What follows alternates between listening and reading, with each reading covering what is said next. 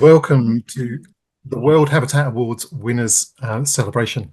My name's David Ireland, and I'm the Chief Executive of World Habitat, and I'm going to be your host for the next 2 hours. Before we move on, somebody who's not here, and I just wanted to acknowledge the contribution of Professor Yves Caban, who sadly died last month.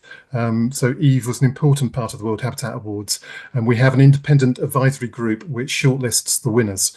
And Yves was on that for 20 years and made a huge contribution and brought his experience, his knowledge, his contacts, his advice every year. So, you know, the award winners this year, you'll be the last year where Yves has contributed. So we're all our thoughts with him and his family, and also sort of very thankful for all the contributions that he brought over the years. The World Habitat Awards, this is actually our 40th year, and throughout every one of those 40 years, it's been in partnership with UN Habitat. And UN Habitat being a really important partner for us in the awards, and we are delighted that Robert Lewis-Lettington is joining us from UN Habitat to say a few words. So Robert, can I hand over to you? Thanks, David. I hope you can hear me clearly enough.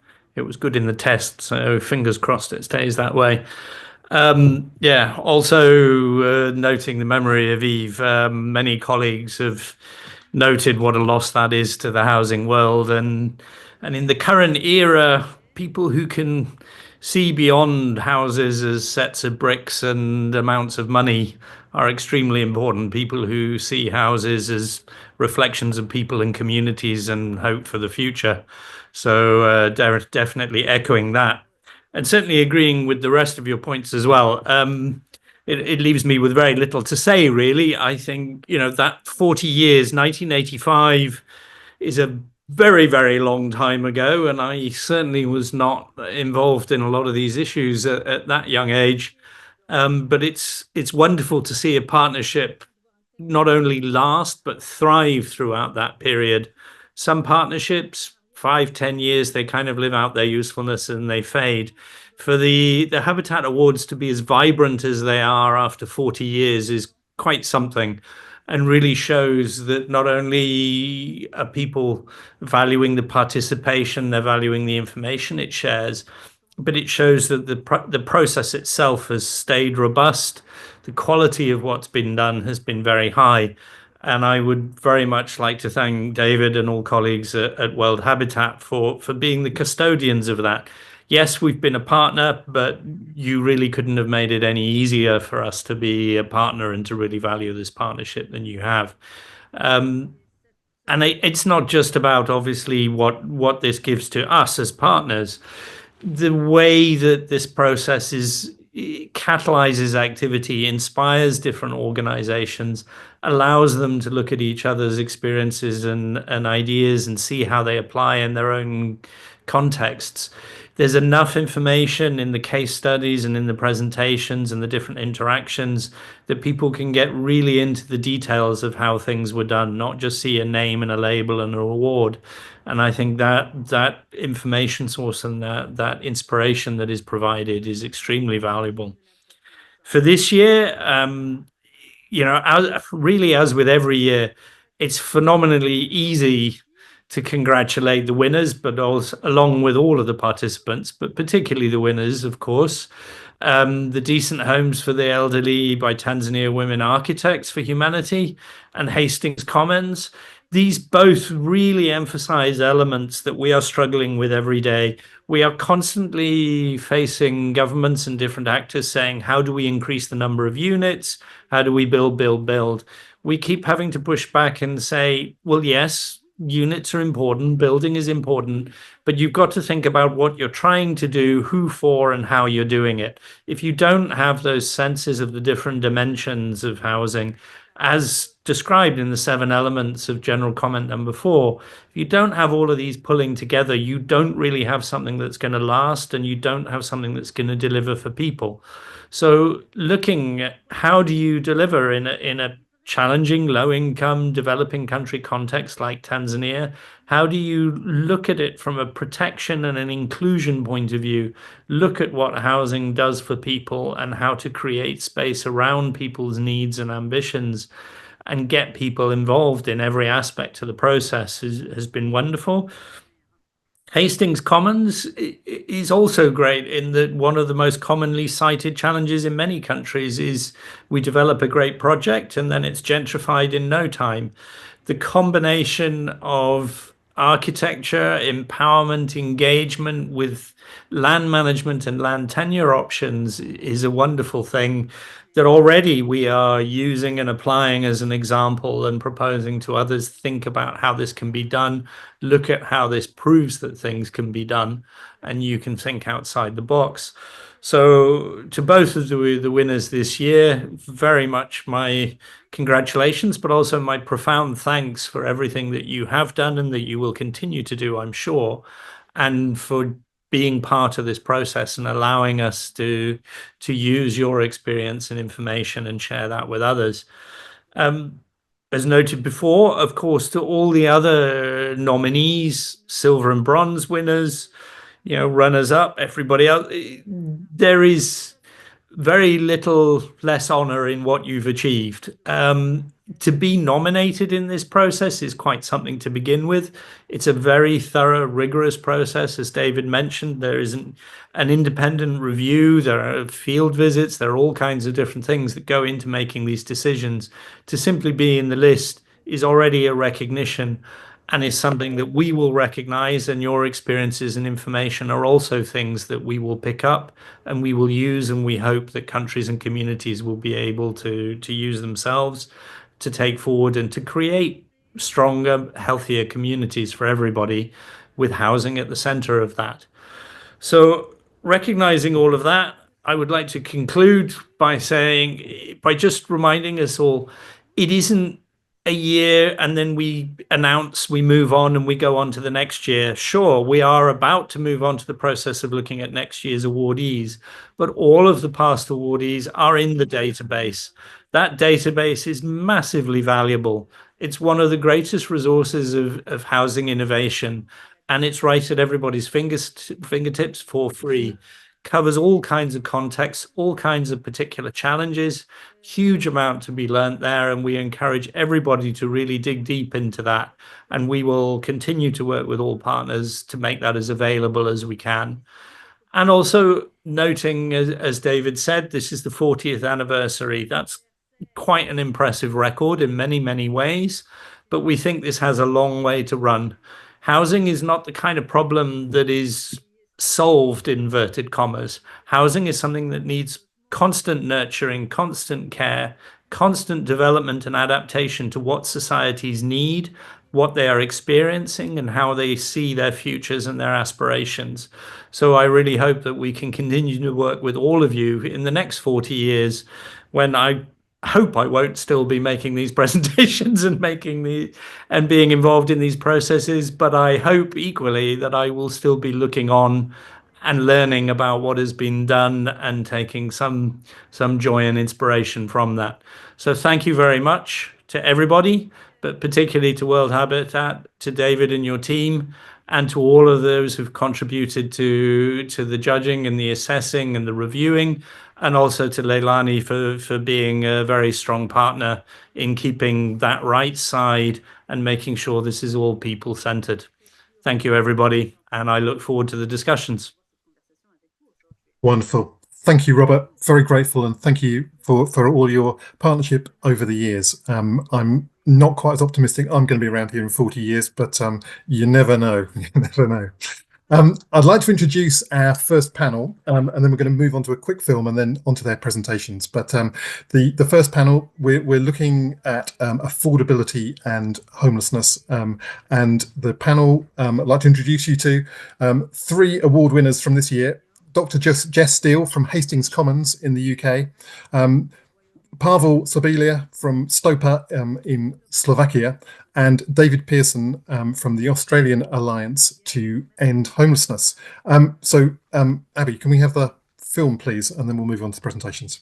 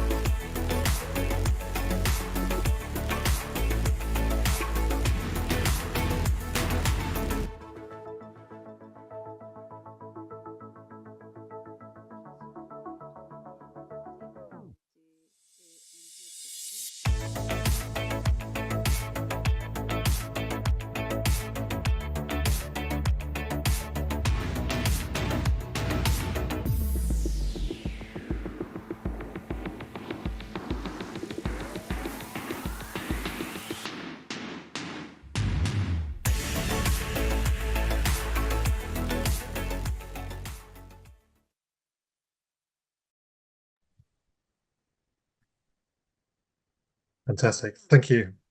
Jess, can I hand over to you? Thank you. Thanks, David. And thanks well, I attended this event last year and I was bowled over by the wonderful collection of award-winning projects then. So I'm very proud indeed to be here representing Hastings Commons as a gold winner in 2025 and looking forward to hearing about all the other award winners. Can we have the next slide, please? So we do something so simple, you would think it would be easy and ordinary. We look out for each other and look after the place. But it's not easy. It's actually pretty radical in the face of systems and cultures that are not set up for that simple act. We've had over 100 separate grant and loan awards in the 10 years we've been doing this work, from a couple of £1,000 to 8.6 million. And although that shows strong interest from a very wide range of funders, it isn't really a great way to fund long-term neighbourhood transformation. It's risky and uncertain, and it uses up a lot of time and energy that would be better spent on the work. But it has been the only way to do it so far. So what have we been up to? Next slide, please. We started this work in 2014, building even then on 8 years of community action to save Hastings Pier. And it was the work on the pier was never really about the pier. It was about the wider neighbourhood. And so once the pier was sorted, we started to look at how to tackle these twin challenges of dereliction and gentrification. Next slide, please. So we take difficult and derelict buildings in this very fine-grained small area of Hastings into community ownership and turn them into affordable homes, workspaces and social space. So we use the power of ownership to be inclusive rather than using it to exclude. And we collectivize these hyper-local, these very local assets and demonstrate that the way things are done doesn't have to be the way they will always be, that we can build alternative futures which are about caring for each other and caring for the place. So on that map, the red block was our first building, Rock House, and the long blue block next to it is the Observer Building, an old print factory, derelict for nearly 40 years with pigeons and water and concrete failing until we got hold of it in 2019. And it's now 2/3 renovated and has been occupied since 2022. Next slide, please. So these principles on the left there have emerged from our work, and this petals diagram tries to sort of capture our work, which is so holistic and so varied. The principles have come from all the discussions we've had over the years about the values underpinning this work and the approach. And at the core of that is the idea of phased organic development. When we bought Rock House, we had a report that said it would cost £1.9 million to convert it, and we had £80,000. So we threw the report away and got on with renovating a couple of floors for local micro businesses that we knew needed space and wanted to be part of something special.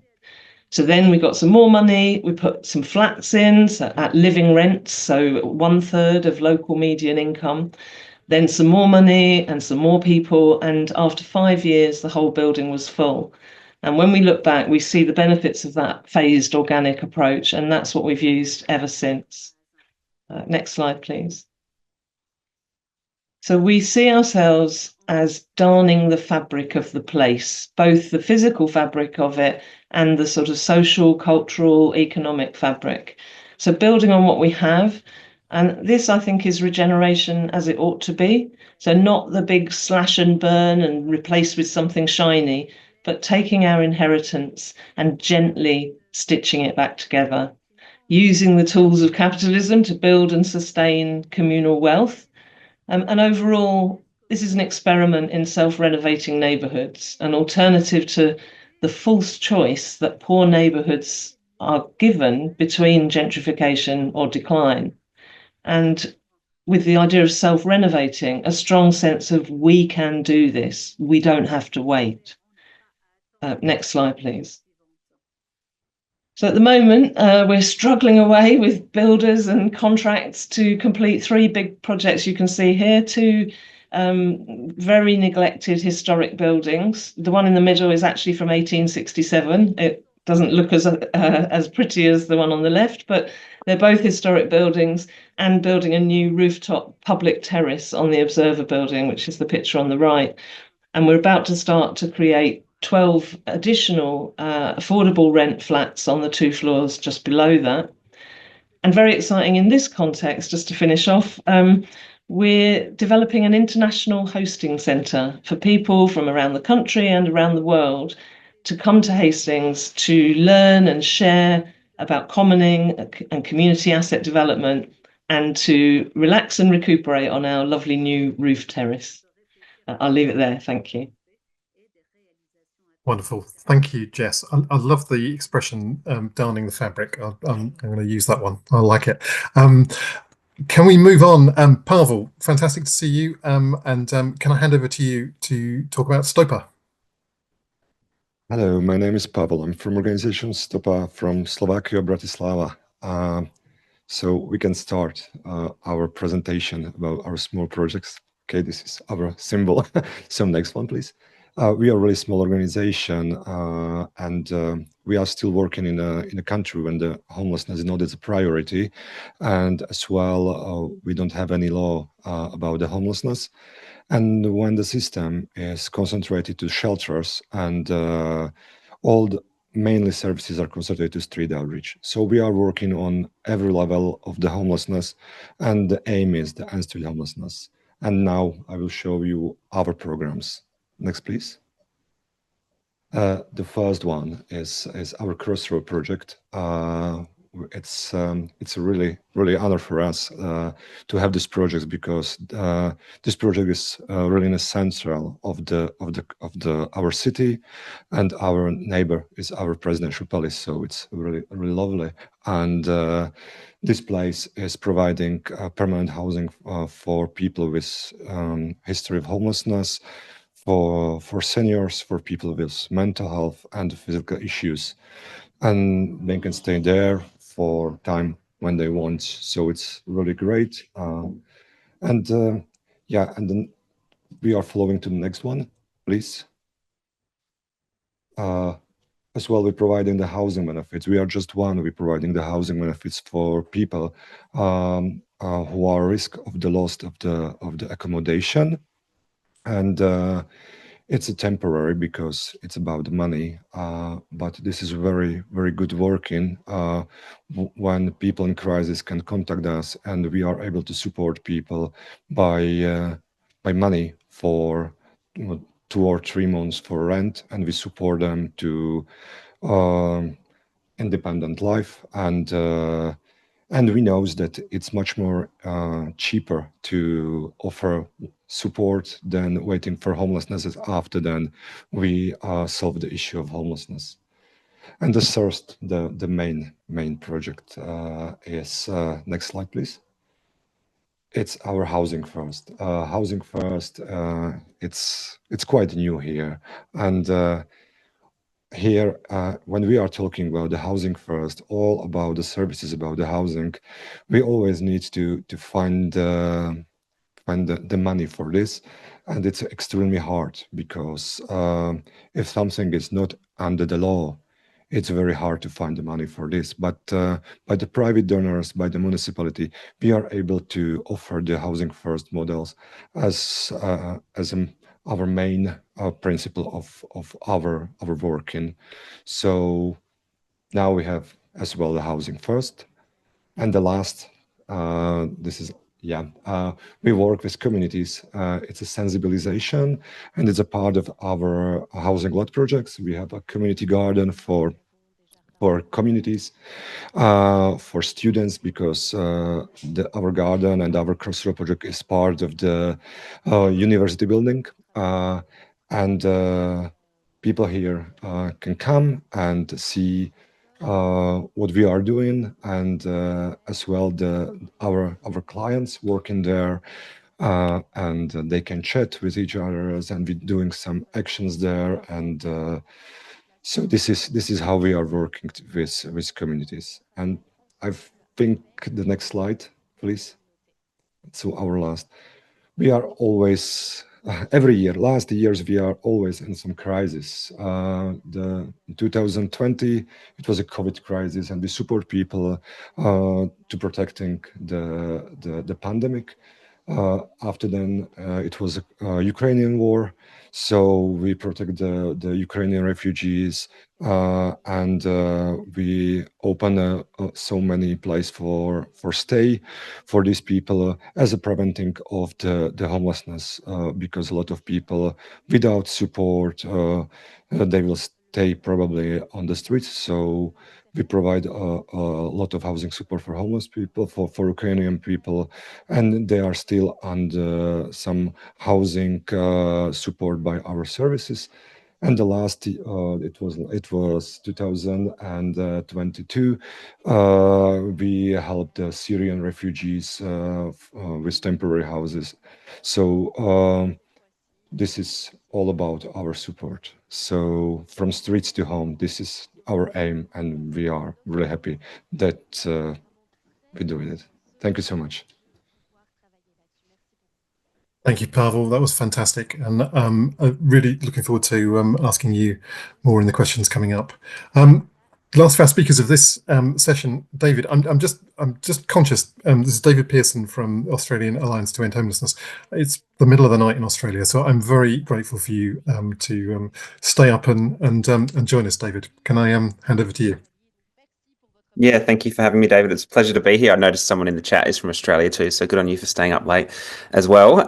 But yeah, next slide. It's good to be here. And I guess the Australian Alliance to End Homelessness that I help lead, I really got involved in this work in Australia when I came across this gentleman, Jack, not his real name, but he's been offered housing in Australia a number of times in my hometown of Adelaide.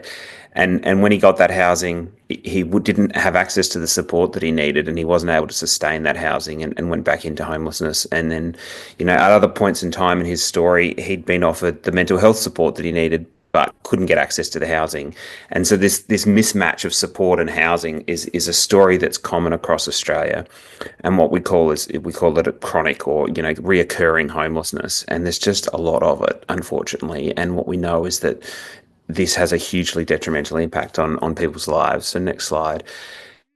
Australia, we don't really measure how much homelessness there is. It's measured through the census that we have that's done every 4 years, and it gives you a sense. This is the figures on screen, and it shows the latest data shows we had a reduction in rough sleeping homelessness. So next, and the bit that's just highlighted here, and it even shows that there's been a reduction of it, which it was counted during the pandemic, and it's just not an accurate counting. So what we've tried to do as Australian Alliance is to help communities to go out and just count and measure how much homelessness there is in their community, and to use that to drive reductions and improvements and implement a housing first approach. So next, out of that out of that group of people that are rough sleeping, we think about 80% of them are like Jack on the previous slide, that have that chronic reoccurring homelessness. And next, out of that group of people, we know that up to 400 people die each year whilst experiencing this kind of chronic rough sleeping homelessness in Australia. And next, even if that wasn't bad enough, we've been able to demonstrate that it actually costs the government and taxpayers more money to leave this type of homelessness unaddressed than it does to actually provide them with the housing and support they need, which next would save the government lots of money. So it's a pretty compelling case for action, and that's why we think showing with the data, the moral case and the economic case to governments for the need for the investment that provides the support that people like Jack need. Next, so essentially that's where our organisation and the movement we've started through what we call the Advance to Zero initiative is to put a stop to chronic homelessness in Australia, and do that one community at a time, supporting them to change the way they understand this issue and the actions that they can take to make homelessness for this type of people rare, brief and once off. And that sort of definition of success is really informed by a whole range of partners that we work with around the world, and a former Habitat Award winner with Community Solutions. Next, and then I think the sort of key sort of thing that really sparked a lot of our interest in Australia was what's happening in Finland. When you look at Finland as a systemic response to the problem of homelessness. They're one of the few countries in the world that have really done it at scale to drive down reductions year after year for decades. But unfortunately, when we sort of went through what Finland's done, we can definitely apply the housing first approach, but there's just a lot of differences between Australia and Finland. And so we looked around for other countries and we came across what was happening in the United States.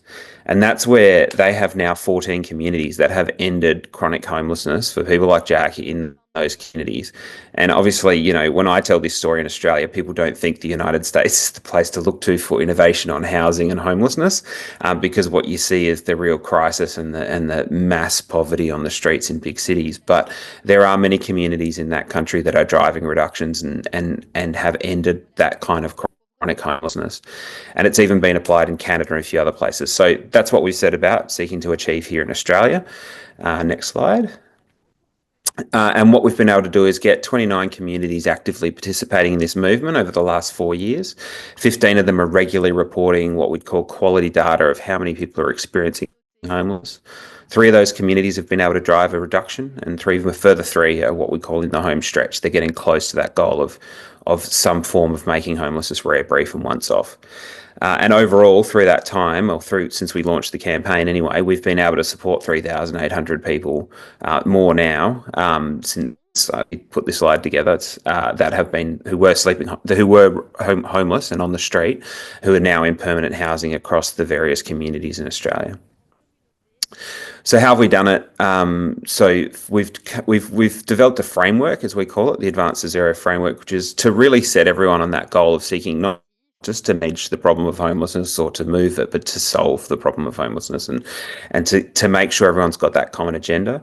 We then apply a whole bunch of the approaches that we've learned from different places. So next, and housing first being really central to that, but a real place-based approach, doing this one community at a time, having people with lived experience central to the work that we do, involved in all the decision-making processes, those sorts of things. And then next slide, we do a whole range of other activities that involve collecting clear data, to involve advocacy, that involve seeking to drive prevention, and a whole range of other activities that I won't go through all the details now. And then finally, we support communities to move through cycles of improvement and action to implement all of that approach. Incredibly complicated slide right there, but it's kind of like our framework for how we seek to apply this work and what we've learned from around the world to apply that in Australia. So next slide. So what's next for us? So we want to continue to build the movement, get more communities involved, support more communities to have really good quality data to make that advocacy to Australian governments to make the investment that's needed to solve this problem. We want to help broker solutions that we find in those communities, and we've developed a stream of our activities. And what's on slide now is actually our new strategic plan that we've never shared publicly until tonight. We're actually launching that in a couple of weeks in Australia. So this is kind of, you know, what's next for us. And then continuing to build a series of networks of allies who help us with this work, because homelessness, if it's to be solved, isn't going to be solved by one housing program, one policy, one pill, one service. It's got to be everyone working together in communities on the common problem and saying that actually homelessness is solvable, and we're going to work on that. So next slide, that is essentially, I think, the motivating principle. And so it's wonderful to be part of tonight's event or today's event, wherever you are. And that is, I think, the sort of the key insight for me when I was really fortunate to travel around a range of countries around the world and learn what they've been doing as part of a Churchill Fellowship that I did a couple of years ago. And that does just reinforces for me that this is a solvable problem. We are in a crisis in Australia, just like many other countries are, but this is a problem that we don't have to walk past it or accept. This chronic homelessness in the public domain, where people literally dying without a place to sleep in very, very wealthy countries like Australia and the US and Canada. We can solve this problem, and it takes people working together collaboratively, using data and evidence and those sorts of things. So that is probably enough for me, and thank you for having me tonight. Wonderful, David. Thank you very much. Can I just a quick reminder, if you've got questions, please put them on the Q&A. So use the tab at the bottom. There's we've got a few minutes. I just wanted to put a few questions to the audience there. First of all, David, can I come to you about that model with and the way that you learned from other countries. I mean, you spoke about Finland, you spoke about the United States. A lot of people have talked about how difficult it is to transfer those models and how country specific they are. What was your experience, and did you feel you had to change things dramatically, or were the things that you were able to sort of transfer sort of more or less as is from one country to another? Yeah, I think it's a work in progress. Like we've made some progress with, reductions and those sorts of things, but I think we haven't ended in homelessness in any communities like they have in Canada. Yes, we've gotten close. So we've ended over 55's homelessness in one regional remote community in Western Australia. And what we found is the challenges that community faces in a remote part of Western Australia is more in common with communities that are in a remote part of Canada than any other parts of Australia. So being a sort of international community of practice has been really helpful. And we have been so lucky to be, had colleagues from our international partners who've really supported us and coached us to take some of what worked from their communities and then apply it in the Australian context. So we've had a lot of support from overseas. But yeah, you do have to apply it. But our approach is very much a sort of place-based one. So even when you're trying to apply it in Australia, the different parts of Australia are very, very different as well. Really interesting, David. Thank you. Pavol, there's a question here about sustainability and the way in which you've had to seek funding for your work, and I'm going to draw it out slightly wider than that, because one of the things which I'm very conscious of is the change in government attitude to homelessness in Slovakia, and how it's gone to frankly being quite hostile, and what that means for you of having to take more responsibility as a small NGO for something which in other countries, as sort of David was talking about the role of government in other countries, you haven't got quite the same experience in Slovakia, and I'll be really interested in your response to that. The many things here is working because the private donors, and this is our sustainability. Usually you need to find some good people who believes that the housing is a way how to end street homelessness. For example, when I talk about the Crossroad project, our private donor prepaid it for 10 years. So it was really great. So we are not at risk as well. The people are not at risk who lives there. And for example, the flats and the housing first models are by the bank institution, and they rent it for us. So again, it's not a system. It's more about companies and more about the people who understand how to end street homelessness. Yes, it's really hard to hear. Yeah, we are waiting for change at the law, but we are waiting for many years. So I have full boxes of projects of housing from different countries, which we were tried to do it, but they were not success because the land, because the government, because not in my backyard.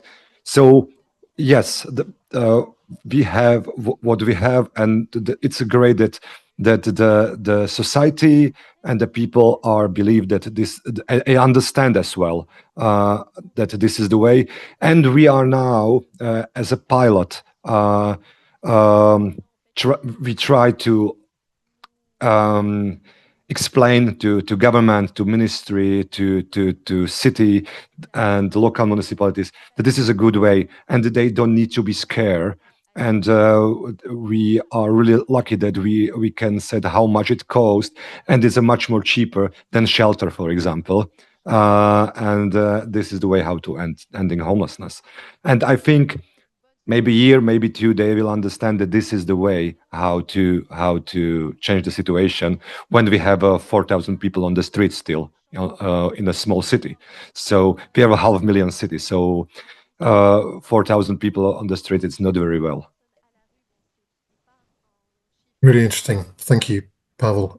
There's some great questions coming in. Jess, the idea of bringing empty properties back into use is a sort of a issue close to my heart, but I love the way that you've approached it in such a sort of small condensed area. We're hearing a lot in the UK about we need 1.5 million more homes. There's very little talk about the use of vacant property. And I noticed some action on empty homes talked about there's a potential for 1 million homes which could be created out of properties which are currently vacant. Do you think they've got it wrong? Is there more scope there, or is this just too hard and too difficult? No, I mean, of course, I think it's really important if we're going to hit that kind of target. It's really important to look at existing buildings, partly because of the carbon issue. They are full of embedded carbon, and in Hastings, we have 40% of our stock was built pre-1919. So it's old. These are old buildings, but we need to be retrofitting those buildings. That is not going to be done by volume house builders. It's not going to be done by the big housing associations. We need to see some respect shown for community-led housing, which can get in there among the holes and start darning the fabric in a way that any volume solutions are not going to do. They're great for Liverpool docks. You can build 2,000 houses. But you look in most places in the country, there are not those huge sites, but there are an awful lot of empty property. One of the big problems, as I understand it, is that the new targets for housing do not count something that used to be a house and has been left empty, turned back into a house. They would count some of our properties where we take old factories and turn them into housing, but they wouldn't count something that is actually just an abandoned house. But there are lots of them. So we do need a more nuanced approach and a more diverse sector to fill this. Really interesting. And I suppose is an implication of that, Jess, that instead of needing sort of big approaches, actually lots of Hastings Commons is actually the way, rather than Hastings Commons becoming enormous and doing Absolutely. thousands of them. We don't want to become enormous, definitely. Right. We want to connect up with lots of others and make it easier. Part of our aim is to be a kind of beacon that says it's possible. And then now how do we make it easier and much more common? But if you think about like the equivalent is businesses, we have hundreds of thousands of small businesses and they employ lots of people. And then we have a few large businesses. What do we want that balance? You can't do it all with some large businesses, can you? And you get scale from hundreds of thousands of small businesses. It's the same with community housing. Fantastic. Jess, there's some detailed questions we're not going to get onto, but you might be able to answer those on the Q&A session. I've got one really quick one. I'm in danger of overrunning on time, but David, your point about the cost effectiveness and how it's cheaper to for government to deal properly with people who are homeless rather than sort of deal with the consequences. Do you find that argument cuts anywhere in government, or is it simply that everybody's got their own budget and that dealing with homelessness is a cost on somebody's budget and the saving affects somebody else's? Yeah, the latter is generally where it ends up. What you were just saying there, David. So yes, it does help. It's better than nothing, and unfortunately, sometimes the money argument appeals more than the moral kind of the deaths argument that I kind of explained earlier. But it does work with some. It has been helpful in unlocking investment in some places, but it's generally been sort of investment to try something and demonstrate it, and then it's never been sustained and scaled. Because the savings are born in different pockets of government, and it's the wrong pockets that the money's being saved in sometimes. So it needs, political leaders in the way in which governments budget to change before it's going to be really scalable. And I'm hopeful that we're ramping up the pressure on that, and I think that it will change, and there'll be a tipping point at some point, but we're not there yet. Thank you, David. Really interesting. Good. We're going to need to move on. Thank you to the panel. That was really interesting, and lots of other questions. Apologies I didn't get around to answering, to putting everybody's questions. I'd like to move on now to our second panel, which is on women-led construction. So we have 3 fantastic speakers from winners the World Habitat Awards this year. Firstly, Victoria MARWA from TAWAH in Tanzania, Jacqueline Martinez from FUNDASAL in El Salvador, and Aisha Malik from the Heritage Foundation of Pakistan. So we've got a short video again to give you a taster, and then you're going to hear from each of those individually.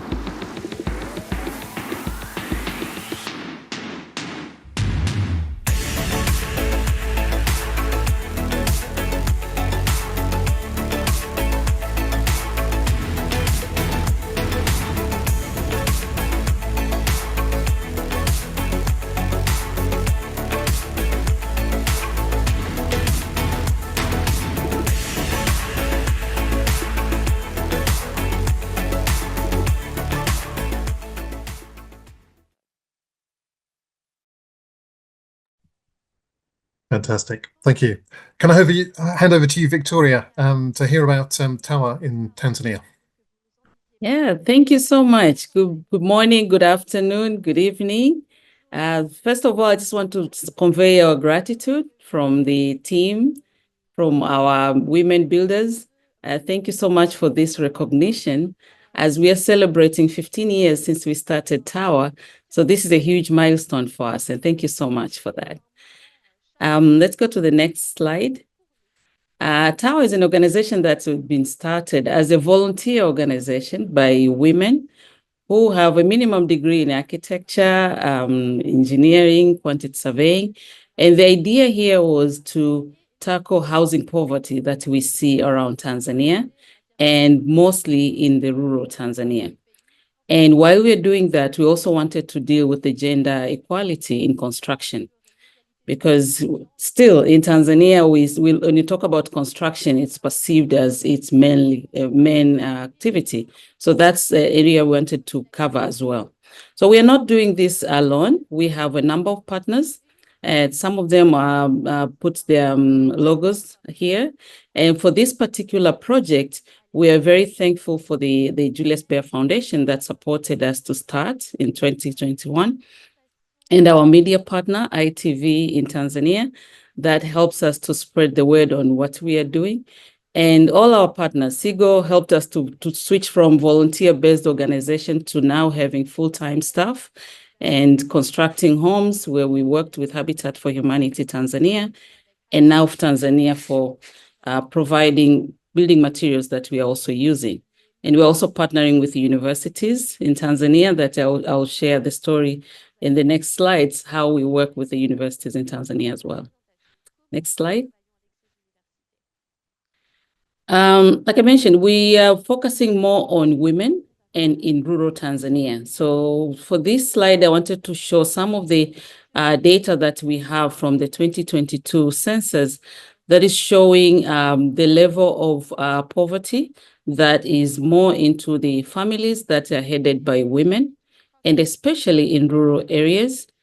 And we are now working in Muhaga village, and in that village, majority are women. So we are looking into how can we support women, generate income from construction, and at the same time, improve housing condition. And when you talk about poverty, it's very easy to see in the housing conditions that people live in. So that's where we are focusing on. Next slide. So as TAWAH, we went in with the solution. We feel like it's a solution on how to get there to involve women in construction by teaching women on how to build homes. Historically, women have been part and parcel of the construction process in Tanzania, in different parts of Tanzania, and material that has been used is earth. So at some point we got away from that, but as TAWAH, we are looking into how do we tap into this building material that is already there, and women can also participate in construction. I think this came from my even personal interest when I was teaching at the university.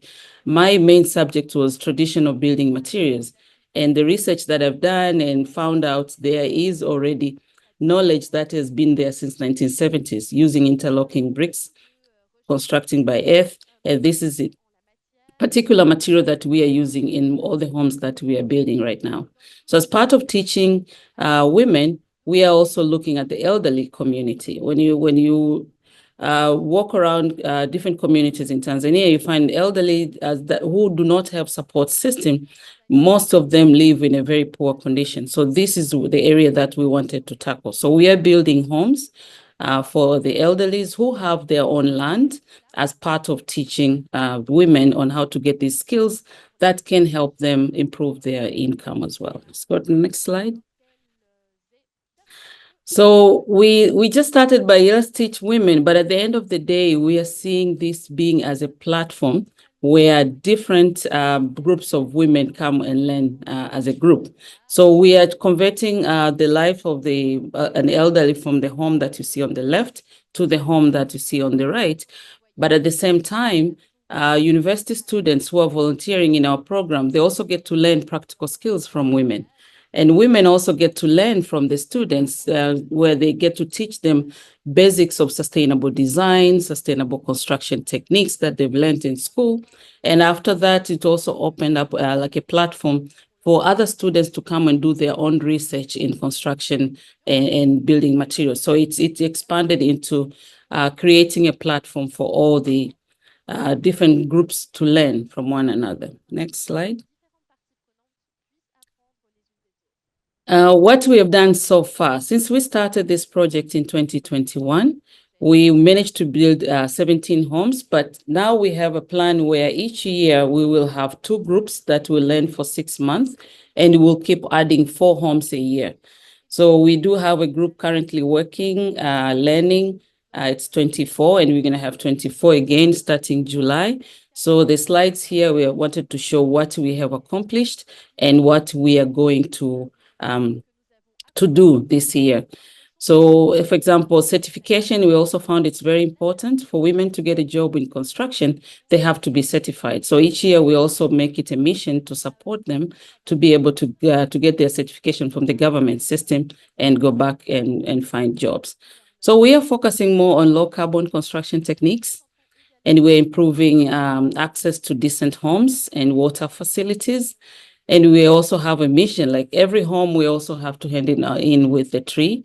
And this is, I guess, symbolize protecting our environment in all the projects that we are doing.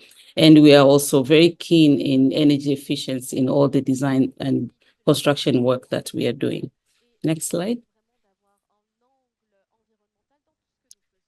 So our plans, currently our plan is to create, we've established the gap. We are building homes for the elderlies, but then we also see that they're being isolated in their individual homes. So the idea now is to create a social gathering space the TAWAH Vocational Training Center, where the elderly would meet at least once or twice a week, where they can get other services that they do. It's not easy to access them while they're isolated in their individual homes. So that's where we are heading.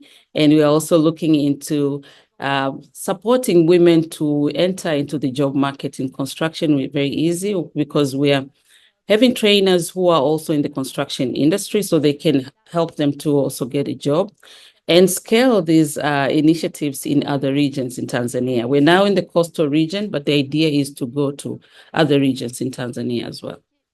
Last slide. Now, at the TAWAH Vocational Training Center, where we do already have production for bricks, we are now looking into expanding to carpentry, agriculture, and promote low carbon practices in Tanzania, and hopefully to influence policies when it comes to housing, and especially in rural Tanzania. Thank you so much. Thank you, Victoria. That was fantastic. Really good. I'd like to move on now to Jacqueline from FUNDASAL.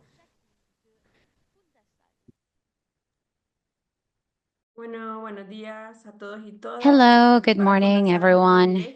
For the Foundation for Fundasal, it's a pleasure to be here with you today, and we are proud to be part of the winning organizations. We believe this to be really encouraging to continue working in such a hard and difficult context. At Fundasal, we have 57 years of experience working in rural and urban housing, and ever since it started working in 1968, it has been a medium for communities to become protagonists and transforming agents of their habitat.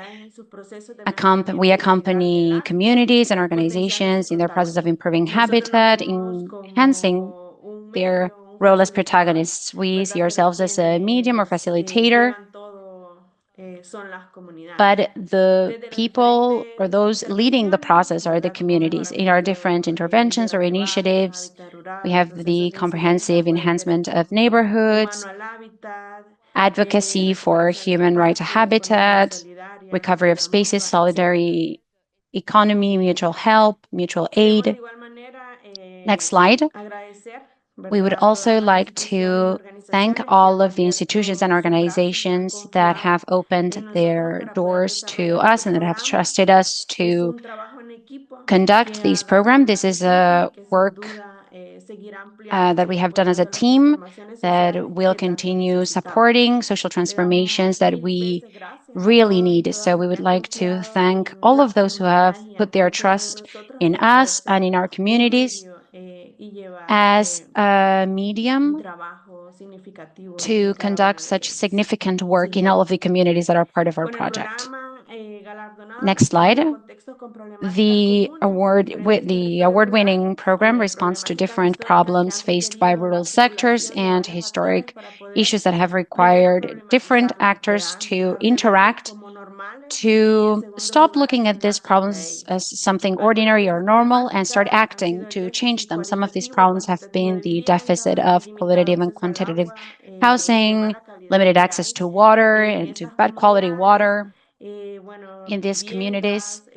Of course, the issue of housing, houses that are built with precarious material that are not resistant to earthquakes, the lack of equal opportunities between women and men, youth with little opportunities and little spaces for recreation, adverse extreme climate events, to mention just a few. Next slide. Within this context, we have also met populations that are linked to their habitat, that have the support and livelihoods needed to live in their territory, and they are interested in improving their habitat using the resources that we may offer, such as community organizations that have been historically fighting to restore this reality, to help people be a part of their reality. We have women that are interested in learning about construction, about the use of local materials for construction. they have traditional and ancestral knowledge as well that we can leverage. Next slide. Among the solutions, up to the date when we submitted this project for the awards, we had 500 houses that we had prepared, 97 new houses that we had built. And this is all led by women in terms of the construction and the use of local materials. We're always talking about local materials. Also, the construction of 367 healthcare services, ecological kitchens, hens. Everything has been supported by a training process in construction, leadership, to empower not only people in terms of their practical needs, but also in terms of their strategic needs. We have over 50 people that have strengthened their livelihoods through agriculture, solidarity economy, women specialized in building with earth, and women that have also been accredited by the government as builders. And some of the impact, part of the impact that we see as part of this holistic and comprehensive approach that has supported the strategic initiatives, we have the creation of opportunities for active participation of the citizenry, their involvement in the decision-making processes, the management and execution of processes. And for us, it is also important to make sure that the communities themselves are the protagonists. The approach is made up by diverse elements that respond to the needs and that are also complementary, because these projects are not isolated. They complement each other.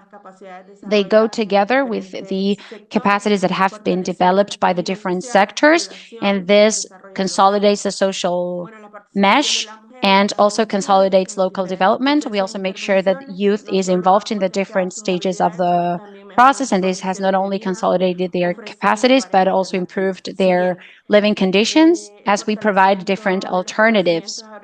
We also consolidated agricultural and ecological knowledge, and this has transformed harmful practices and contributed to the protection of the environment. We also made sure that construction was conducted using local materials to consolidate not only local knowledge or community knowledge, but also we have made sure that we involved women in the process to debunk the myth that construction is only meant for men. These women are working in construction. We have also worked with young people and children. That has been very important for us, not only from the socio and emotional point of view, but also in terms of the support that these people can bring to their communities. And in terms of our plans for the future, aside from the solutions that we have already presented, of course, we have more and more diverse solutions. We have continued working in these areas through the FUNDASAL organization foundation, because it is born out of the needs of the communities, and our work changes based on the dynamics of the population.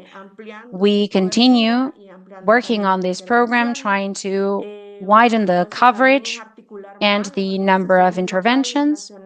We also work with local and national organizations to increase our advocacy and impact in public policies so that they can take into account these initiatives and vindicate the human rights of the people that we work with.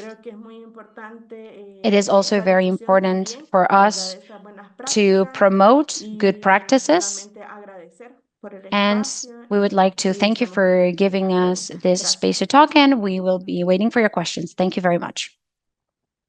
Well, thank you, Jacqueline. Let me move on to the last of this panel, Aisha from the Heritage Foundation of Pakistan.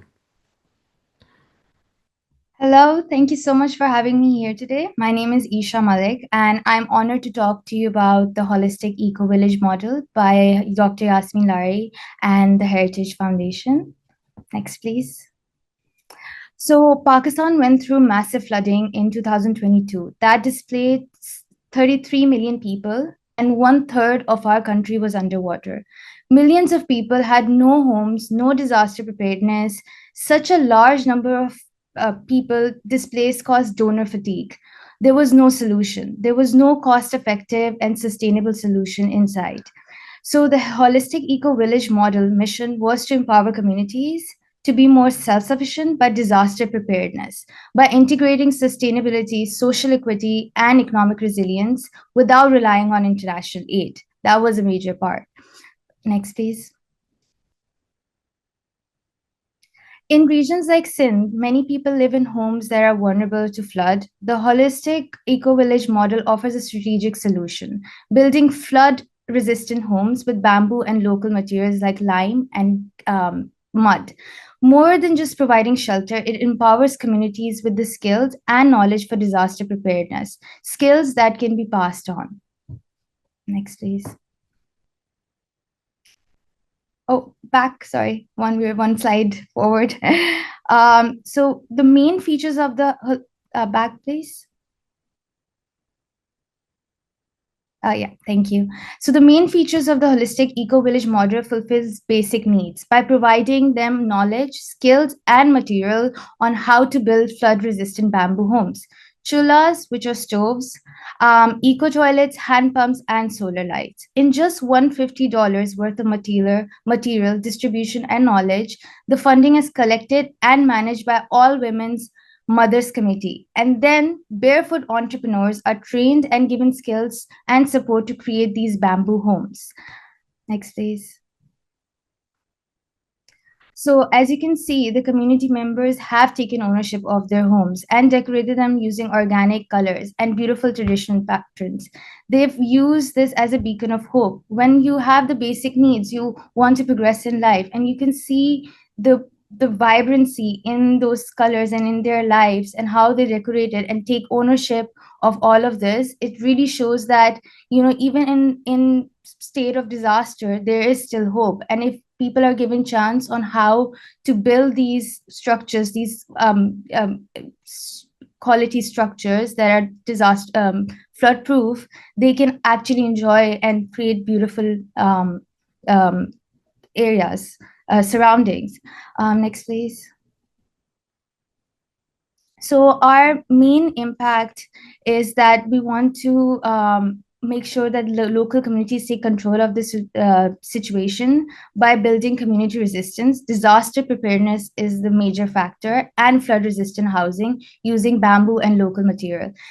It also empowers local communities, especially women, as it creates jobs, self-sufficiency, and reduced dependency on international aid. Not only just that, it also provides food security and sanitation. What makes eco-holistic model different is that it focuses on empowering communities through empathy. By just providing skill, knowledge, and material, they can self-build and co-build. Yasmin Lari's work focuses on zero-carbon, low-tech, locally inspired structures, focusing on women and barefoot entrepreneurs. By encouraging peer-to-peer knowledge sharing using traditional techniques, it preserves dignity and pride while helping communities escape the poverty trap through disaster preparedness and resilience. Next, please. So our future plans are that holistic eco-village model has already made a powerful impact. We've addressed basic needs and disaster preparedness for flood affectees, and our next step is to expand the Zero Donor Program, aiming to reach 1 million households, around 7 million people, with a focus on food security and flood resilience. We're ensuring that these communities not only survive, but thrive. They're engaged in income-generating activities, they're becoming self-sufficient and resilient. Our vision is to help them escape poverty and build lasting self-reliance, no longer depending on external aid. As climate change accelerates, bringing more frequent natural disasters, we are on the front line. Our response is clear: be prepared, adapt, and create a model for resilience. Thank you. That's great, Aisha. Thank you. Can I start a question with you, Aisha? I've had the privilege of visiting and seeing your work on a number of occasions. And the first of those was just after the floods in 2010. And your point about the frequency and how the inevitability of future floods is, is a sobering thought. I'm interested in whether part of the resilience is having something which is so easy to reconstruct. You accept that the flood is going to cause damage, but that people can rebuild the house quickly, rather than having something which can withstand the flood. Is that right? Well, it can withstand this flood, but obviously because each year the intensity is getting bigger and bigger, because we are like the fifth in the world that is like affected by climate change. So because of our socio-economic and geographical location, we are prone to natural disasters, especially flooding. So the structures that we create, they survive the flooding, but they're also easily rebuildable, so that if they get damaged and if the intensity is too much, they have the local material and the techniques and the knowledge, because the main quality is to give them knowledge and skill, which is something that's transferable. So if one person knows how to build that structure integrity, it can be passed on and everyone can learn it, because it's knowledge based and not more building it for them. It's them building it for themselves. So Understand. Fantastic. Really well put. I've got a question, really, I think for all of you or any of you. So with this theme of women-led construction, it strikes me that the sort of principles of equality and inclusion are under threat like never before, and things that we sort of thought were accepted have suddenly not in certain parts of the world. And I think it's sort of an onus on us to kind of explain about the need for equality and inclusion. So what I'm interested in is what benefits communities at large and society at large having more women involved in construction and design of your projects. Anybody want to answer that? Yeah, I'll respond to the perspective of what we are doing in Memhaga village. Based on the gender norms that we have in our communities, you find most women are the caretaker of the families. So this knowledge that we are transferring to the women, being the caretaker of the family, we are also looking now, we're starting to see now how they also use the knowledge that they're getting to improve even their home, to improve the community, and extend that caretaking not just for the family, but also to others who initially they would not even think about taking care of them, especially the elderlies.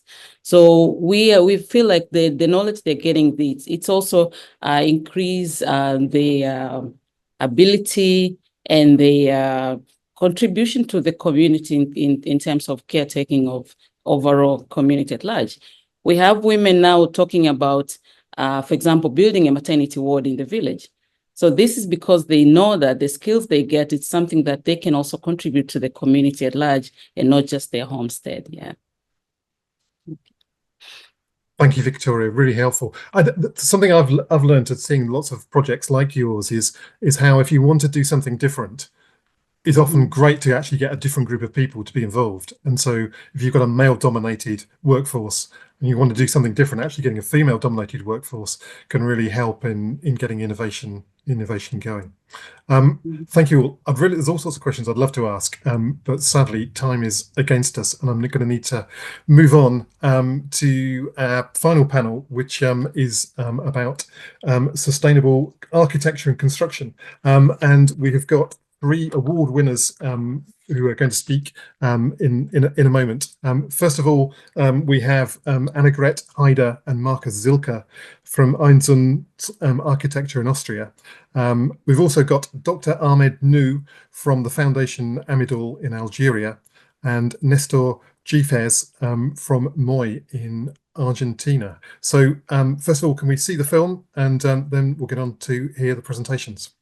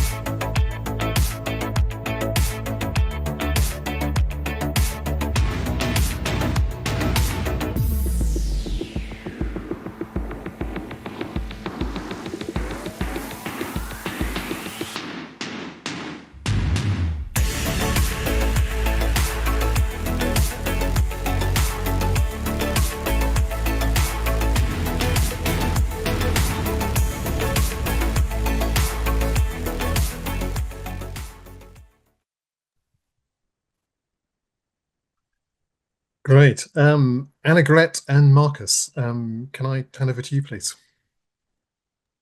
Yes, thank you very much. Hello, my name is Annegret, and I'm here with my boss. Yeah, and I'm Marcus. We are both from 1&1 Architecture, a Vienna-based architectural office. And yeah, we are really proud to be here with all of you and yeah, to be inspired by all of your work. And in the next minutes, we will share some things about our work.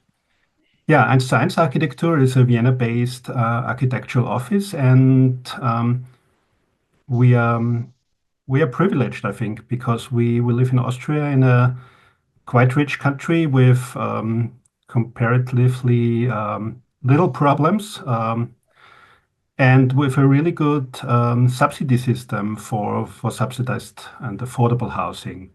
So we have specialized, our office has specialized within the last 15 years within this very elaborated system of subsidized housing on participatory projects, so participatorily developed projects for resilient self-organized communities, so developed projects together with future inhabitants.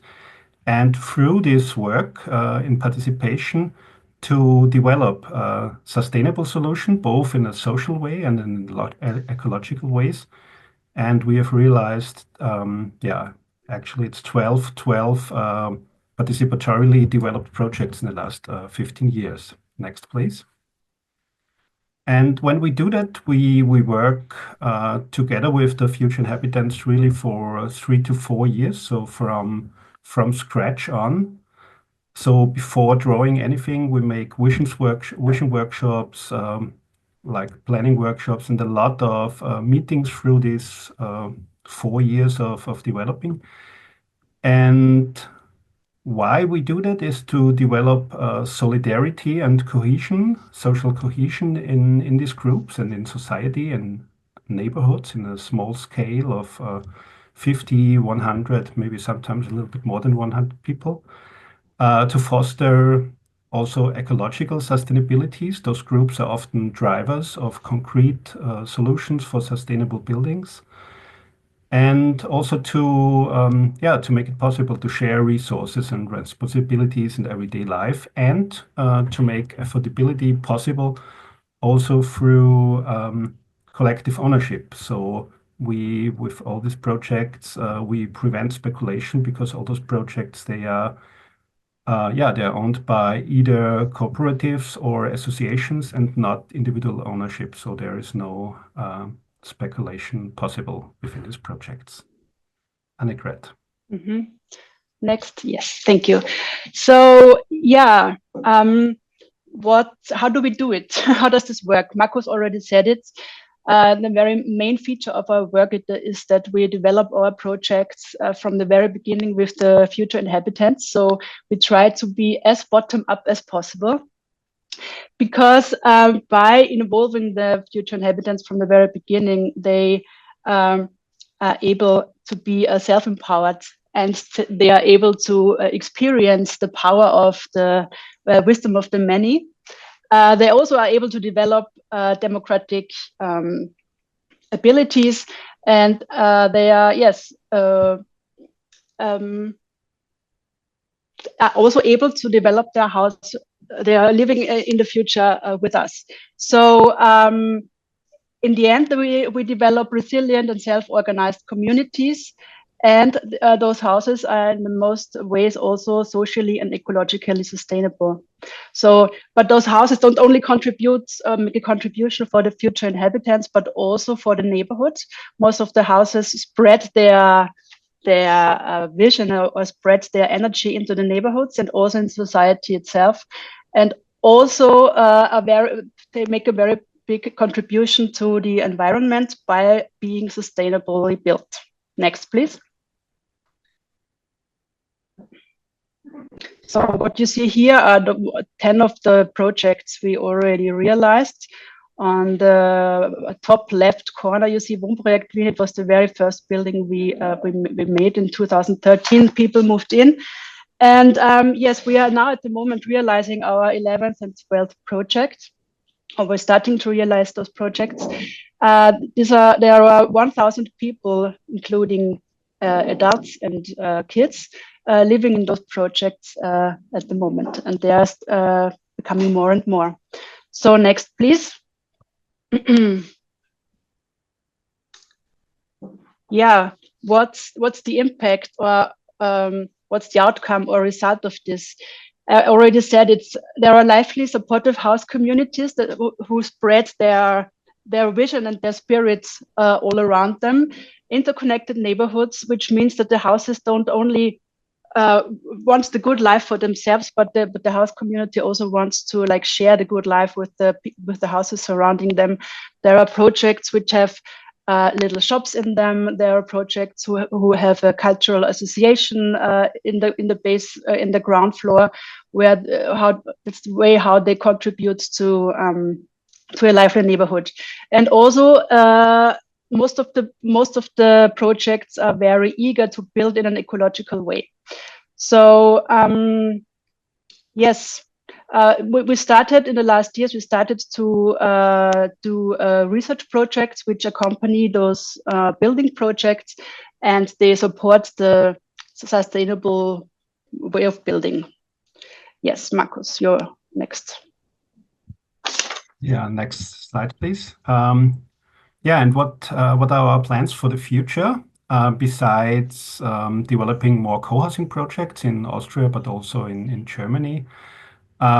We focus on, I would say, three things. One is to try to unlearn our industrially way of building that we are used to in Austria, and with very high emissions and very long distance transports and all those stuff.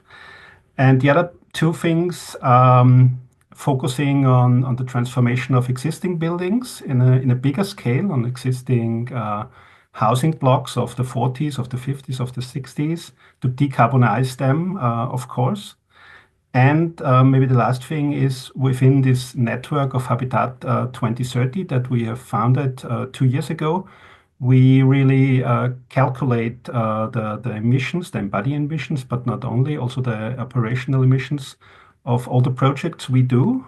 And we try to go for net zero buildings in the new buildings till 2030, and yeah, develop everything we do under this or with these classes of emissions.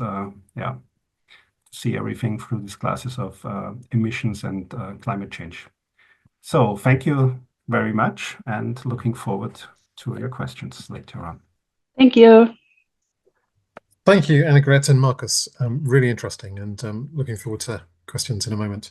I'd like to move on to our next speaker, Dr. Ahmed Nou, I apologize, from Foundation Amadou in Algeria. Please Absolutely. go ahead. Thank you very much, ladies and gentlemen. Good afternoon. In all cases, it's really a great pleasure to communicate with all these panelists and all this international panel from the 5 continents. We have a short experience. It is the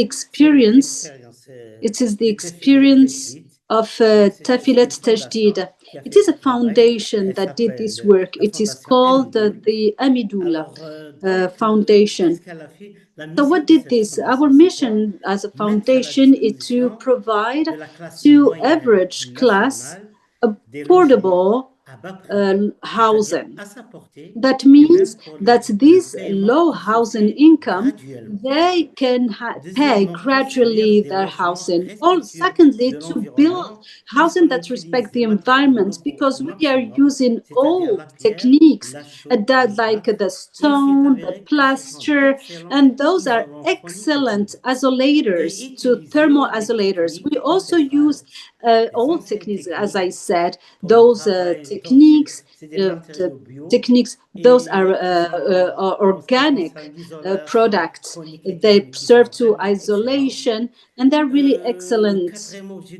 Portable, our objective is to promote and to respect nature and the citizenship while being supported on our old values and principles. How did we do that? So first of all, we tried to build on a rock region. So in order to try to preserve the agricultural land, because we need to leave this agricultural land to agriculture. That's how that's where we went. And we built 1,050 houses.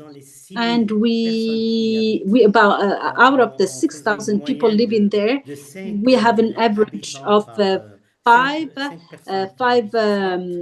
members per household. So we have about 6,000 people living in this house. And can you see the architecture? We try to work with an old architecture that is close, and that's in the Mzab region and in the Mzab Valley. So those are very narrow, in fact, streets, in order to prevent any wind and any sandstorm, because we are in the desert, we're in the Sahara. We have the temperature between the day and the night is very different. We can have a difference of temperature of 20-25 temperature degrees. So those material we use the heat. We use the heat to use it during nighttime. So when it comes to ecology, we heat less in wintertime, and we use less air conditioning in summer. So in carbon, when it comes to carbon emission, we reached our objectives. Next slide, please.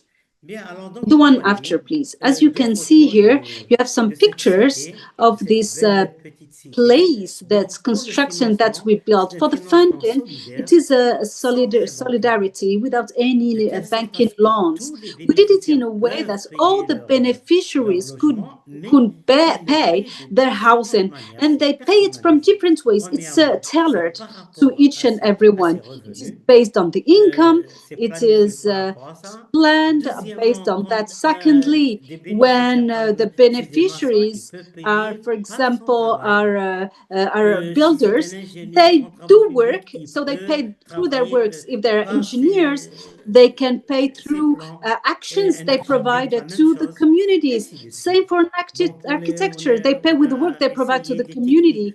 So we tried really all the techniques that are very well interested. It is a change. It is we have variety of we have a very beautiful housing, and we set up we have small, medium, and big housing. The objective is to have a city that is convenient to everybody. The common point between all the beneficiaries, those are people who do not have, they didn't have a house before. So secondly, the small houses, they are you have women, household women, housewife women. They take care of the 3 children, and an average house is 75%. They're medium. They are bought by young couples, teachers, nurses, and so on and so forth. And the bigger houses are bought by young officials, doctors, young engineers, lawyers. But the common point between all of them is that they do not have a house before, never had before a house before. And we tried really to work with the old architecture, and I can tell you it's very beautiful. But we built with the modern architecture. Of course, we have the bathroom, rooms, we have the modern kitchens, all the comforts that we find everywhere. For the management of the sites, that's paramount. After the acquisition of the house, those are people who are humble, they don't have a lot of means. Instead of paying some charges to be paid, we divided the city in units. So each unit has 20 houses, and the family is in charge of for 1 week. It is a turn-in platform. That means each family is in charge of cleaning the house for 1 week, and it is. I forgot to mention that for the management of this city, which is quite important, we have 1,050 houses with the grocery shops, working areas, some more workshops. We have kindergartens, we have schools, we have clinics, we have stadiums for youngsters.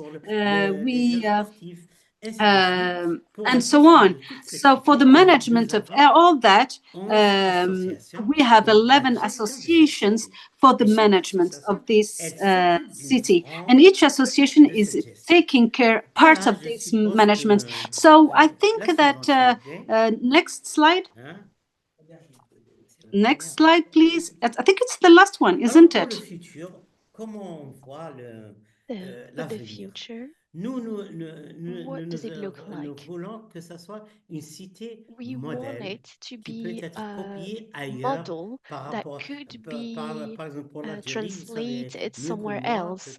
For Algeria, you probably know that we have coastal areas, but you also have mountains and the Sahara and the Sahel regions. And so we want for this example to be an example that could be replicated in the whole Sahara region and in the mountains and in the Sahel countries.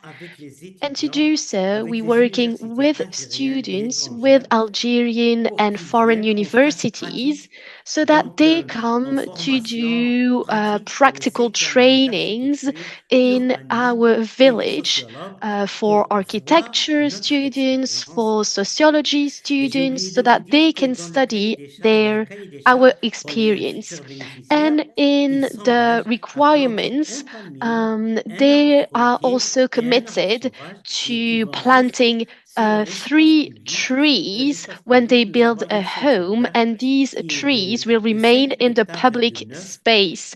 We have a public space of a bit more than 5 hectares, so the idea is to have a microclimate. Despite the dry and the harsh climate, we still have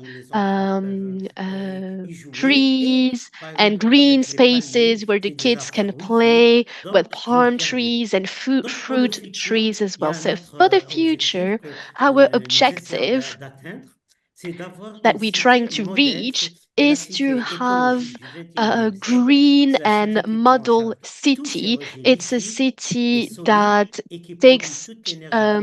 that is responsible for all its ways and that produces all the energy it needs in a renewable way. So we do training for inhabitants, for example, when it comes to waste management. Whenever they produce waste, they will manage it in a responsible way. We also have a zoo park, which we called a useful one. So we have chickens, we have different kinds of animals, and so we do waste management. And when you have organic waste, well, we bring it to the animals, to the chickens, and then the animals can give them eggs back, for example. And then every 6 weeks, I think the families that work in waste management, well, they also get something back from it. And they sometimes get meat from the animals as well. And so what's most important is that they learn how to garden, how to take care of animals. And we also involve the children.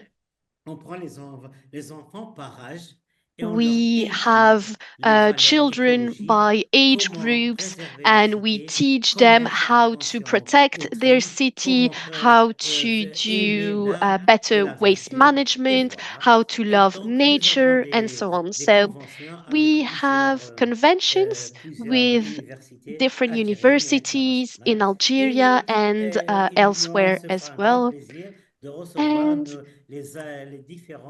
it would be a real pleasure to welcome international communities. Of course, you are always welcome to come see us, and so that you can experience this rich human initiative as well. So thank you very much for your attention, and thank you to the inhabitants as well. Thank you for the award. Thank you, and see you soon. Thank you very much, Dr. Ahmed. Very grateful. Moving on to the last of our 9 award winners, Nestor from Argentina. Hello, everyone. We personally and communitively value the decision by World Habitat to give an award to the housing project La Fábrica in the city of Buenos Aires, which is part of the self-management cooperative MOI. This is an appreciation of all the collective work that we conduct to build a society of free women and men, facing and transforming constantly and daily the logic of exploitation of a capital. The strategy that we are pushing forward is the self-management concept, which opposes the assistance-driven expression of, let's see if I'm given the key to the apartment, by involving the families in the processes. And this is contrary to the business logic of building small and ugly houses, which is typical of the derogatorily called social housing. And this self-management concept embraces and promotes the right to beauty for the habitat of our people. The model of self-managed production involves a conscious decision against commodification and the non-existence of profit, the concept of a good meant to be used, not to be exchanged. And we are part of this self-management unit composed by a housing, working, and professional cooperative of an interdisciplinary team involving professionals from the architectural sector, the accounting sector. And a key axis of this concept is the historical recovery of the concept of mutual aid, which has been key to the functioning of our native peoples.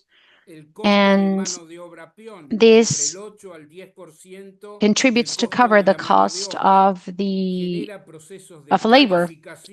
This leads to capacity building processes, qualification processes, and it creates decently waged working opportunities that are part of our working cooperative.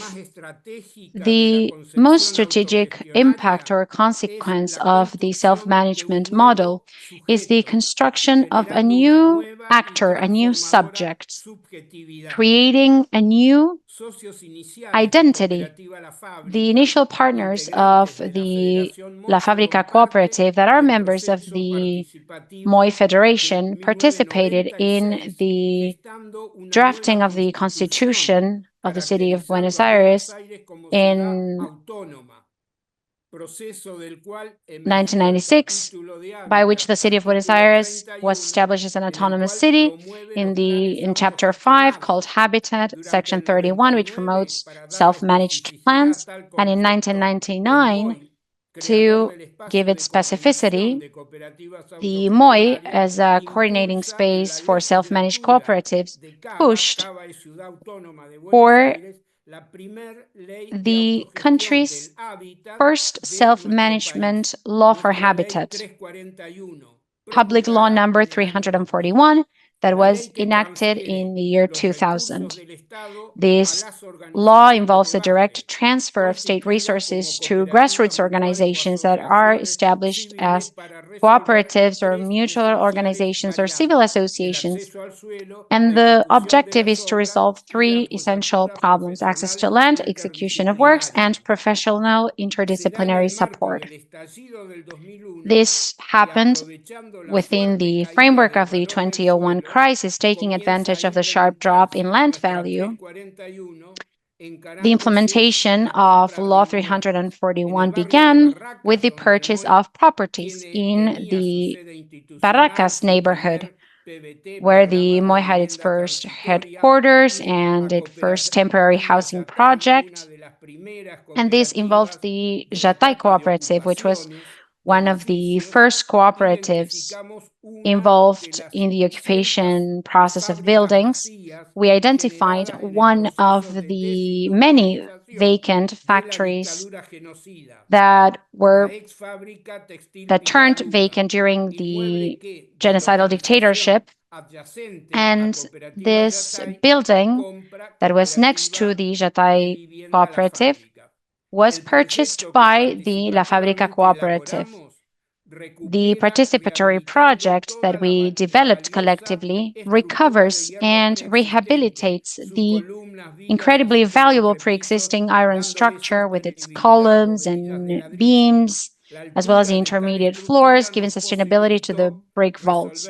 And the height of this structure allowed us to create duplex housing typologies, one duplex on top of the other.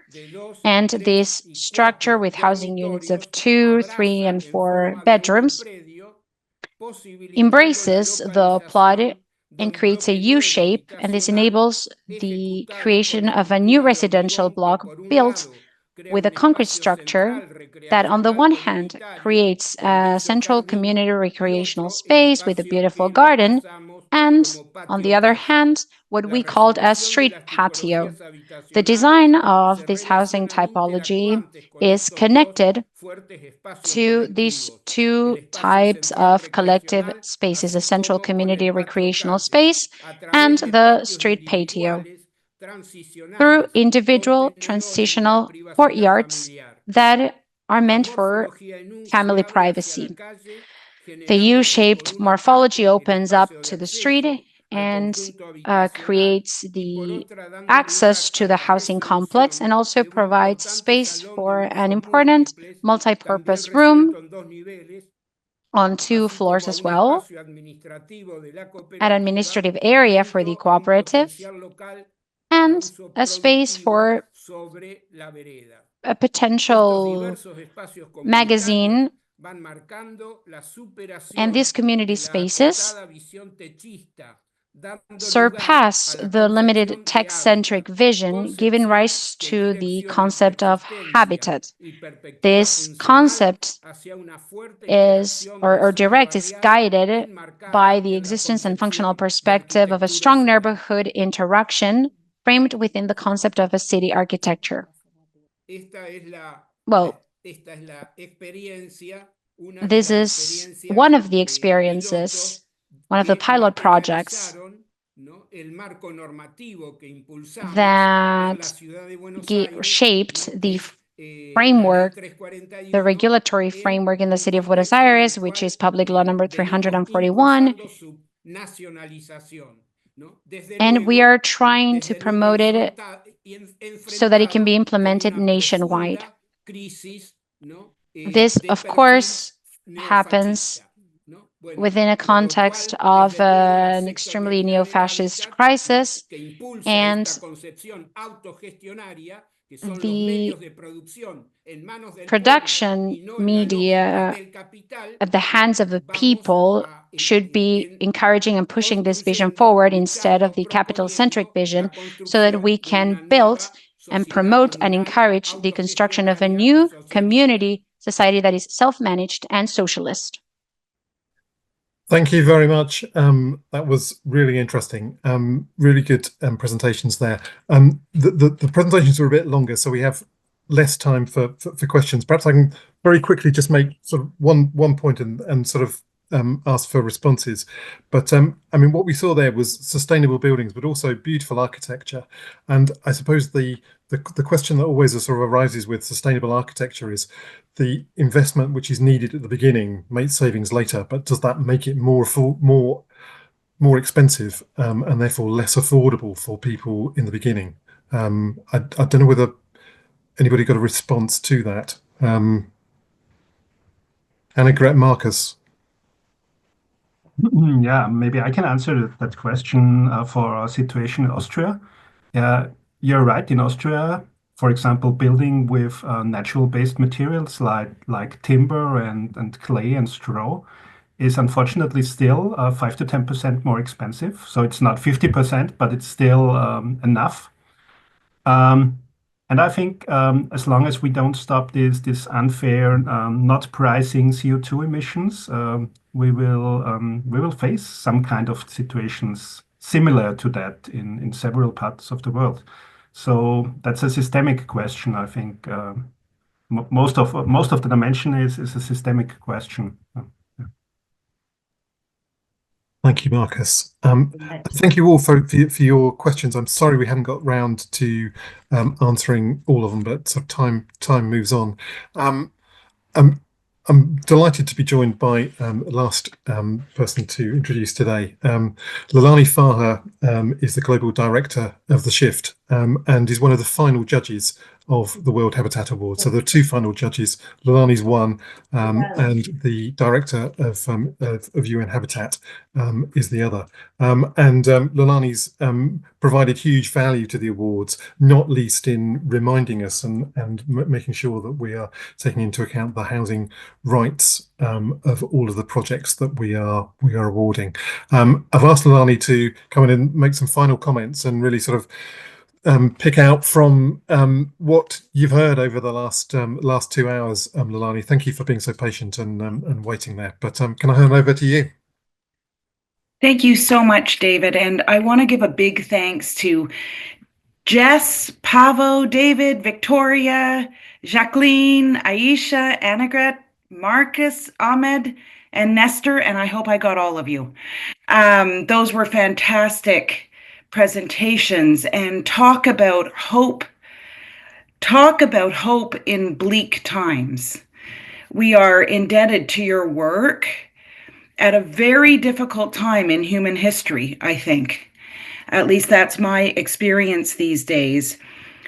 What I found so amazing, and I won't go on at length because we've been here for some time, but just the investment all of you have made in addressing discrimination and inequality and its various manifestations.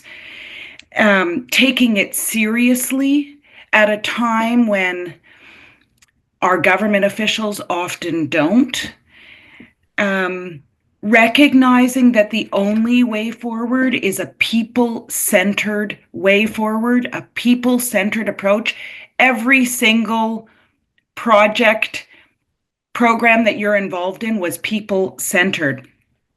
I do want to say I was struck over and over with, and David just mentioned it, and I think Nestor mentioned it as well, with the beauty of your projects, especially where the built environment was involved. You're creating beautiful spaces and places. And that is so fundamental to human dignity and so often lost as we go down this developer-driven, investor-driven housing.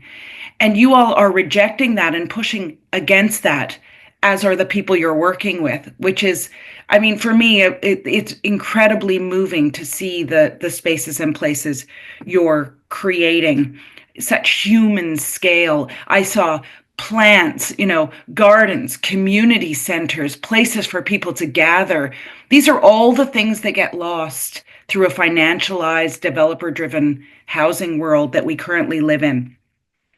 So I'm just going to end by saying that I think for me, you all have thrown down the gauntlet. So I sit here thinking, well, what value add can my organization bring when you all are doing all of this heavy lifting? How can I and how can my organization support your incredible works?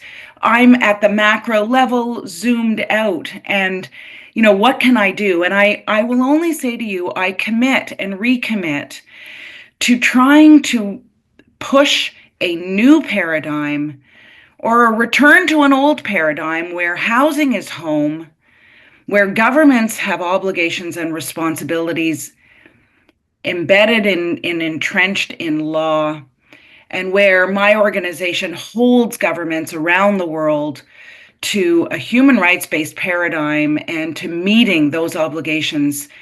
Because as you all have exposed, this is absolutely a matter of life and death. Housing is so central to ensuring the longevity of people.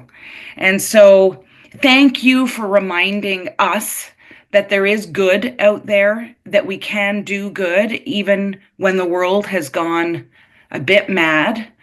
And thanks for keeping me honest and keeping me working very hard. And congratulations to all of you. You are all winners, that's clear. And thanks, David and World Habitat. This is a real highlight in my work. I'm often not feeling so positive as everyone can imagine. And it's the awards and learning about these incredible projects that keeps me motivated and keeps me getting up every morning and sitting at my desk and doing what I do. So thank you all. Thank you, Leilani. That was wonderful. I loved your point about hope, and I think it's the thing that drives me, and I find in all of these projects and the many others fantastic projects which weren't awarded but submitted to the awards this year and previous years.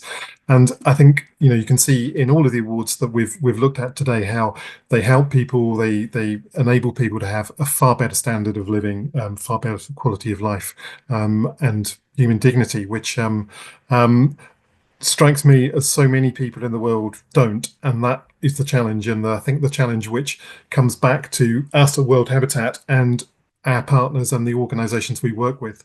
How can the fantastic work that you've done would be not just things that we see in small isolated pockets, but actually become widespread, become the norm, become scaled up so that they are mainstream and everybody can expect to be housed in a similar way. So that's my hope for the future. And if I'm around in 40 years, let's hope that is where we end up with. So I just want to say thank you to all of our wonderful speakers today. Fantastic, all of you. Congratulations on your award, and thank you all for sharing them with everybody today. And thank you to our audience. It's a long session, 2 hours. I'm very grateful for you sparing the time, and particularly for those of you where it was a very unsociable part of the day. Thank you so much. Thank you. Bye. Thank you. Bye. Bye. Bye, everyone.